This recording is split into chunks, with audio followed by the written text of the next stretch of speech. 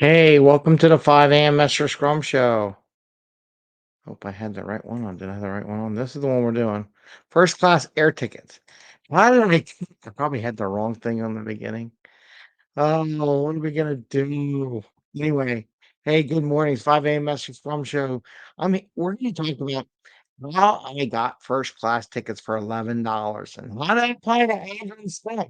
Like, what the heck does getting airline tickets for $11 apply to being agile or Scrum or just being agile in general to what you need to do? And today is Tuesday, where we talk about usually 10xing your career, two for one growth, 10xing your teams, getting more for what your value is. And I'm going to go and kind of share an interesting curveball on how when Eddie and I went to a baseball game over in Pittsburgh from Philadelphia, and we flew back for $11 for the two of us. We got two tickets actually for $11. So we'll talk about that today on the 5 a.m. Master Scrum Show. And I have Bubbles here. Hey, Bubbles. Bubbles is here. I don't know if you can, there's a little tail on the bottom. Still working on the sound, still working on the connections. May have figured it out. I don't know. I think it's a luck of the draw. We'll see how it goes. And this is the 5 a.m. Master Scrum Show. Where we're talking about Scrum and Agile in a very practical and tactical way. So you bring more value to your customer and have some more fun along the way. And so we got we went to the baseball game. We rode the train to Pittsburgh and we flew back. I was able to get two first class one-way tickets for $11. Two for $11. And people ask me, how'd you get the $11? So I'm going to go in that. There's two things, very agile thinking in the process. So, one, frequent fire models. Okay. But how does that relate to what we do in Agile? So many teams work on too many features at a time in a sprint or focus on things. One of the things I've done over my lifetime is get myself down to like just two credit cards. I don't have 50 credit cards. I don't have a credit card for each different thing. Like I don't have a Wawa card. I don't have this card. I got rid of my Target card. I don't have all these cards. I basically have two cards that I use all the time. Why do I do that? Because it maximizes my return when I'm going to spend the money anyhow, right? So I might as well use it on a card that's going to benefit me. One of the two cards is my frequent flyer miles card. So since 2020, let's say, before we really traveled a lot, use those cards for everything, especially big purchases, fixing my car, whatever I got to do to keep that thing going. So I bought things with those too. So I was able to rack up a lot of frequent flyer miles with my frequent flyer card. So by limiting, rather than have 25 features, let's say in your sprint, or working on 25 different things at a time, just focus your lane on a couple things at a time, and you'll build more return over time. And that's what I did with the frequent flyer miles. So I was able to use frequent flyer, right? Now the other thing, how do I use it? Do I use all my miles I got? I don't want to do that, right? So the next part is being flexible on your time. This is a mistake project managers make all the time. Engineers make it. Everyone makes this mistake all the time, and I usually I'm so mad at these mistakes.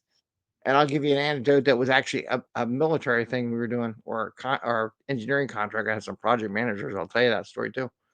But one of the other things is be flexible on time. If I wouldn't have said I wanted to be flying at peak time, I would have had to use more miles and it would have cost more money and it would have been a higher rate than just $11. But by us picking like an 8 a.m. flight when there wasn't a lot of people on a Sunday, we were able to get the cheapest mile of flight and the cheapest taxes. And all I basically did was pay taxes and fees, which turned out to be $11 for the two of us on the trip. Same thing applies when you manage your teams. And I say, you pick your time wisely. I had one project manager. He had this work getting done. And he's like, oh my God, I'm going to have to hire like 20 engineers to do this job. I'm like, we only got like 10 in the company. I said, we're not hiring another 10 engineers just for this one thing. I looked at his schedule on when he was using Microsoft Project. And I go, oh, dude. And I do me a favor, move this task or these tasks over by a day, one day, boom. what was happening was he had projects ending on the same day as he was starting projects on the same day, and therefore you got double the need and demand in engineers. But by moving it over day, he didn't realize this because he a lot of people don't understand how Microsoft Project works and doesn't understand level scheduling. You move it over a day and you don't need all those resources. You use the ones you did. So by being flexible in your time, he was able not have to hire all those resources. I wasn't gonna do it anyhow. I wasn't gonna let him get it. There's no way. I was like, dude, no way.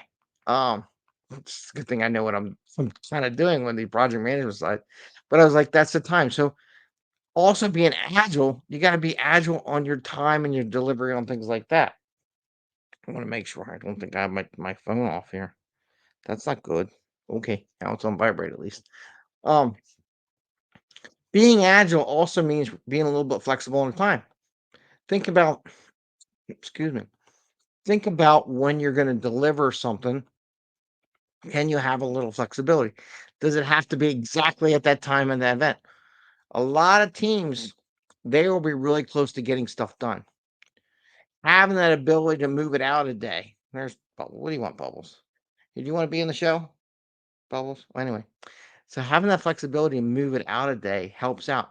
So, like, even though we let's say we do sprint review and we're going to demo a product or close out a sprint.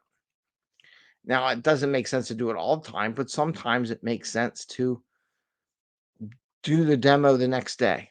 No big deal. It's not going to hurt. Or do it earlier.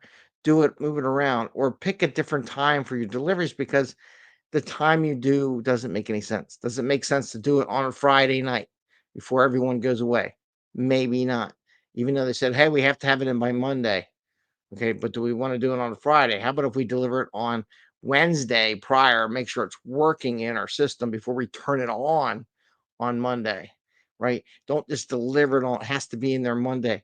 Have a little flexibility where maybe if we have flexibility in what we do and we don't pick a specific date for delivery, can that open up opportunity to get more value out of what we're doing, right? By us being flexible when we wanted to fly and not saying, oh, I have to be at 5 o'clock, which then it would have been, you know, 10,000, hundreds of thousands of points for it. But by us doing the picking, okay, we're flexible on this day when we want to go. 8 o'clock looks like the least amount of points, and we get to go first class. And Eddie was like, first class, let's go first class. So we went and did the first class. So you got to be flexible in your timing when you're agile. That's part of being agile too. It's not about delivering all the time. Sometimes you got to be agile and flexible when you want to deliver and pick a variation time that doesn't require a lot of resources to achieve your goal. Right. So those are the two things. And I'm explaining how I got the $11 tickets. So one was be focused on what you do. Don't have 25 things going on at the same time. In this case, I only use 2 credit cards. So the 2 of them will do what I want to do in my long-term goals, whether it be cash back or whatever, return on that one or frequent flyer miles. I decide which one I want to do.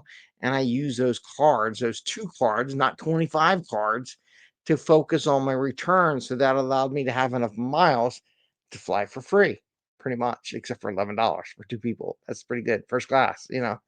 And then the other thing was flexible in my time. So many people, when they write requirements, like, there's no flexibility in requirements. I'm gonna tell you right now, as a program manager, project manager, scrum master, coach, manager, every requirement has flexibility in it. I've never been in a place that didn't have any flexibility. I mean, one thing's if you're doing fire retardant and it catches on fire, it says it's not supposed to catch on fire. I mean, that's a definite requirement. But pretty much everything else is flexible. You just got to negotiate those requirements and when you want to do. Like I said, that's my son. I said, "Do you mind flying out at 8 o'clock in the morning?" No, it's good for me. So we flew out at 8, and it worked out good because my wife was able to pick us up at the airport. So I didn't have to rent an Uber to get back home. So that was even better, save more money. So think about those 2 things. Think about focus on how many features you're doing. I really recommend don't do more than 2. Just do a couple. I know some people say a sprint goal. Sometimes you got to do more than 1 feature, but don't do 25, you know. Don't do a lot of features. Just do a couple and you'll get more value out of that time. And then be flexible with your time when you need it, when you need to deliver it. understand, negotiate your time so that you can be agile in your delivery. And sometimes you get more value by just shifting an hour or day. Like I said, in the one project manager is like, "Oh, we need to hire another 10 engineers." And I'm like, "Wait a minute, moved it out a day, flatten the schedule down. We didn't need to hire any more engineers, right?" So just by being flexible on the time, does it matter if we end in this day? Not really. I mean, it's 6 months out. One day shift is anything close. I'd rather shift a day than have to hire 10 people for nothing and then fire them the next day because you screwed up your schedule, right? So I want to share that with you. That's how we got the $11 tickets, two of us for first class from Pittsburgh to Philadelphia. One, I focused my spending habits with just two credit cards. This is a personal and I think and a feature thing. And then two, flexible in the time so allow us to get the cheapest first class seats back to Philadelphia. So I hope that helps. Hope that gives you an idea of how you need to be flexible in your time and you need to be focused on what you're working on to get the most value for your dollar. And some advice, just think about that. Think if you got 25 credit cards or whatever, get rid of some. You don't need all those credit cards. Just focus on two that give you the most value for those two credit cards that you use, right? Or focus on one. I usually have two in case you lose one, or to kind of split up my spending a little bit. Don't go all one. It's like, well, we only have one DB on our team. That's a lot of risk there. So I have two cards and pay them off every month, by the way. Anyway, I hope you do well.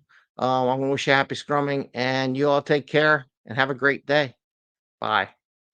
Let's see if this thing works. Bye, Bubbles.